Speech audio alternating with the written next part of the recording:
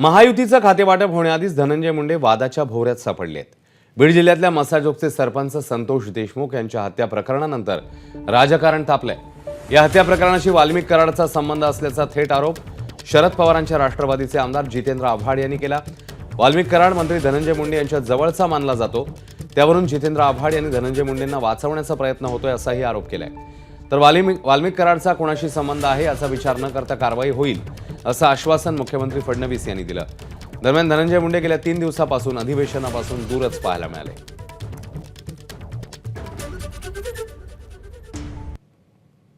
म्हणजे वाल्मिक कराड आणि धनंजय मुंडे यांना वाचवण्याचं काम हे सरकार करतंय का? धनंजय मुंडे सरकारमध्ये तुम्ही कसली वाल्मिक कराडची चौकशी करता? आम्ही कोणाबरोबर फोटो असले तरी त्यांना सोडणार नाही। तुमच्याबरोबर फोटो आहेत, पण आम्हाला असं माहिती आहे की तुमचा आणि त्याचा काही संबंध नाही। हा जो काही गुन्हा घडलाय याचा मास्टर माइंड कोणीही असला तरी त्याच्यावर कारवाई केलीच जाईल।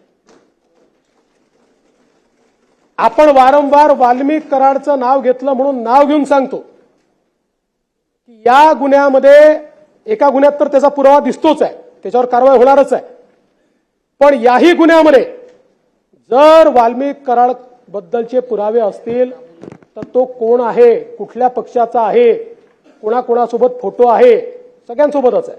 आमच्यासोबत आहे, यांच्यासोबत आहे, पवार साहेबांसोबत आहे, सगळ्यांसोबत आहे।